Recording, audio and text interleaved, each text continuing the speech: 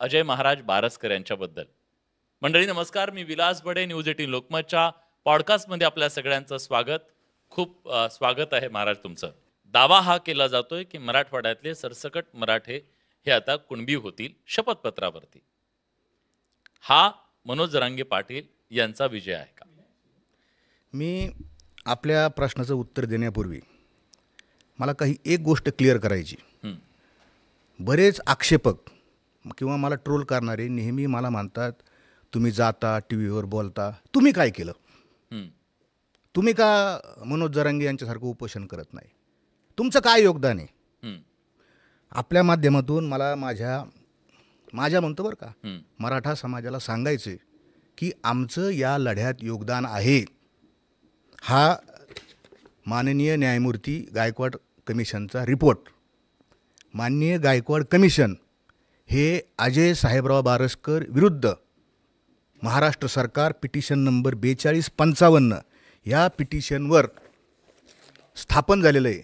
म्हणजे मागं जे आरक्षण मिळालं ACBC पहिलं आरक्षण मराठा समाजाला, त्याला अजय साहेबराव बारसकर कारणीभूत आहे. 13,000पेक्षा अधिक नोकऱ्या आणि हजारो लाखो मुलांना शिक्षणाच्या फीमध्ये सवलत, फायदे या गायकवाड साहेबांच्या आयोगामध्ये. मग त्यामध्ये निश्चितच तत्कालीन मुख्यमंत्री देवेंद्र फडणवीस साहेब आणि सगळं असेल, पण त्याच्यामध्ये माझा एक मोठा सहभाग आहे.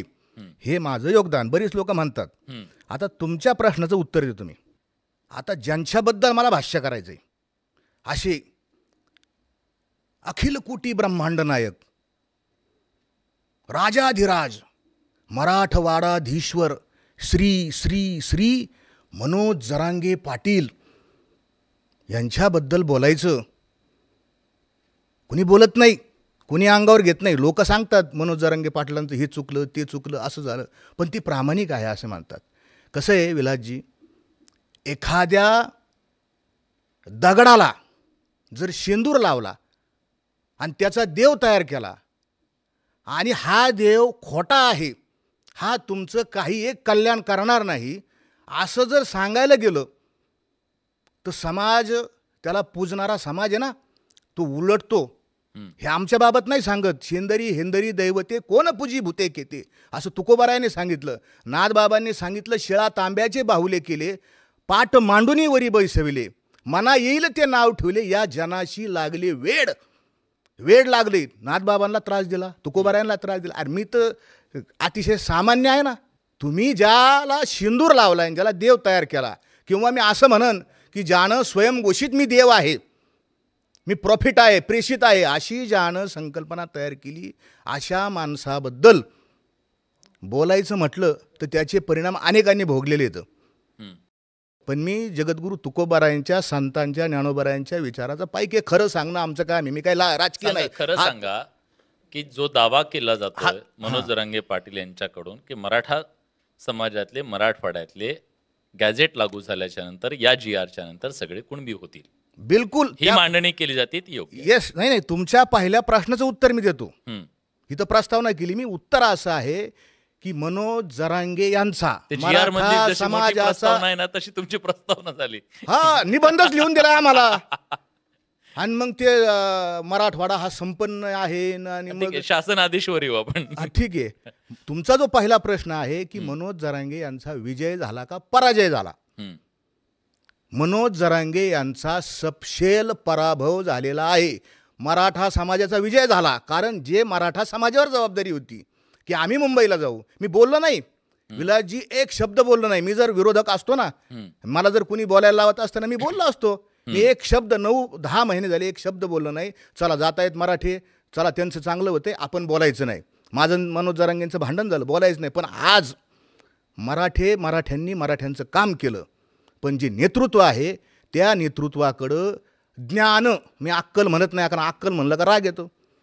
ज्ञानच नाही, आणि म्हणून मनोज जरांगे यांचा पराभव झालेला आहे.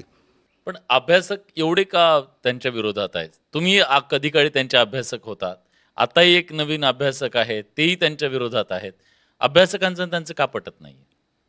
स्वभाव, अहंकार. कॅमेऱ्याच्या समोर मी एकटाच पाहिजे. तिथं जर 4 अभ्यासक गेले तर तुम्ही कोणाला प्रश्न विचारणार? पत्रकार विचारणारच ना, तुमचं काय मत आहे. हम्म. आणि मग यांच्यापेक्षा प्रभावी उत्तर जर तिकडे गेलं, हां लोक म्हणते नाही नाही हे अभ्यासक ना, हे बाळासाहेब हे चांगलं बोलतात, हे वकील येतं, हे योगेश, हे तर न्यायमूर्ती कोळसे पाटील हे बरोबर बोलतायत. मग कॅमेरा अटेन्शन हल्लं जाईल आणि मग माझ्यावरच फोकस राहायला पाहिजे. हा जो अट्टहास आहे ना, हा अट्टहास कुणाचाही रागराग करतो. अहो अभ्यासकच आहे. तुकोबारायने आम्हाला अभ्यास करायला सांगितलं, असाध्य ते साध्य करिता सायस कारण अभ्यास तुका म्हणे. अभ्यास महत्वाचा आहे आणि अभ्यासकन टाभ्यासकन यांना काही कळत नाही, हे बरोबर नाही. पण तुम्ही सांगा, आपण त्यांच्याबद्दल जास्त नको बोलायला. तुम्ही थेट जी आर आहे, त्या जी आर मध्ये काय अपेक्षित होतं, का असं तुम्हाला वाटतं पराभव झाला, तेही तुम्हाला सांगा बिलकुल. बरं. जी आर काय काढला सरकारनं? हम्म, हे पहा, माझं पहिलं एक राहिलं, हम्म, मनोज जरांगे हरलेत, हम्म, हा देव हरला आणि दुसरा देव जिंकलाय. महाराष्ट्रभर आता जो पाहतो ना आपण, देवाभाऊ नावाचं जी जाहिरात पाहतो ना, ते जिंकलेत, हे हरलेत, हे सगळ्यांनी पहिलं समजून घ्यावं. जो जी आर दिलाय ना आपल्या हातात, काय जी आर आहे?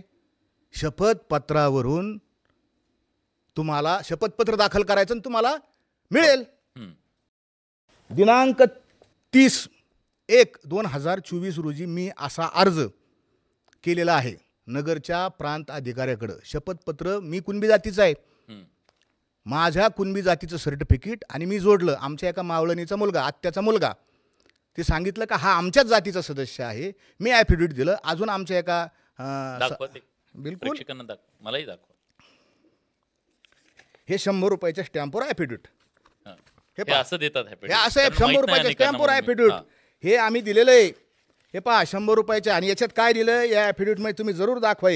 आम्ही काय सांगितलं, सन 2001चा महाराष्ट्राचा अधिनियम क्रमांक 23 आणि याच्यातील कलम क्रमांक 9 यानुसार प्रांताधिकारी यांना ॲफिडेविटवर पुरावा घेण्याचा अधिकार आहे. आणि आमचे जे आहेत ते भोरे म्हणून, हा जी आर येण्याच्या आधी तो अधिकार होता. बिलकुल हा. बिलकुल. अहो जी आर आहे, शासन निर्णय, गव्हर्नमेंट रिझोल्युशन आहे, हा कायदा आहे. कुठला कायदा दाखवता तुम्ही? कायदाच वाचला नाही. हम्म, जे तुम्हाला म्हटलं ना अज्ञानपणाचं जे लक्षण आहे ना, ह्या जी आर मध्ये काय लिहिलंय? प्रतिज्ञापत्र करा, तुमच्याकडे काही नोंदी नाहीत, दस्तऐवज नाहीत, ॲफिडेव्हिट द्या आणि त्याच्या आधारावर तुम्ही. हा आमच्या जातीचा सदस्य आहे. अहो, ही तरतूद ऑलरेडी आहे कायद्यामध्ये. हा कधीचा ऑलरेडी कायदा आहे? हा कायदा, हे पहा, सन 2001चा महाराष्ट्र अधिनियम क्रमांक 23 मे 2001 रोजी प्रथम प्रसिद्ध केलेला, ज्याचं फार मोठं टायटल आहे, अनुसूचित जाती, जमाती, विमुक्त जाती, भटक्या जाती, इतर मागासवर्ग, विशेष मागासवर्ग व्यक्ती यांना जातीचे प्रमाणपत्र देणे आणि अशा प्रमाणपत्राची पडताळणी करणे, या बाबीचे विनियमन करणारा तत्संबंधित तदाशुनंगिक बाबीसाठी तरतूद करण्यात आलेला अधिनियम. थोडक्यात म्हणजे जातीचं प्रमाणपत्र देण्याच्या संदर्भातला हा कायदा आहे. पहिला कायदा इंदिरा साहनीच्या केस नंतर महाराष्ट्र सरकारने 2001चा हा कायदा आहे. 2001चा त्या कायदा. कायद्यात तरतूद आहे तुम्ही म्हणता. त्या कायद्यात कलम 9 मध्ये स्पष्ट तरतूद आहे. सक्षमाधिकारी म्हणजे दाखला कोण देतं? प्रांताधिकारी देतो, SDO देतो.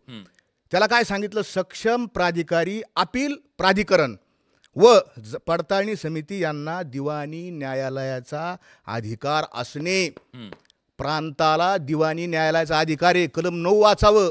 आमच्या श्री श्री श्री मनोज जरांगे यांनी कलम 9 वाचतच नाही ना, वाचतच नाही. तुम्ही वाचा. मी वाचतो ना. काय याच्यामध्ये, जातीचा दाखला देताना या अधिनियमान्वये चौकशी करतेवेळी सक्षम प्राधिकाऱ्यास म्हणजे प्रांताला आणि पडताळणी समितीस दिवाणी प्रक्रिया संहिता 1908 अन्वये दाव्याची न्याय चौकशी करताना दिवाणी न्यायाला असलेले सर्व अधिकार आणि विशेषतः पुढील बाबतीत सर्व अधिकार असतील.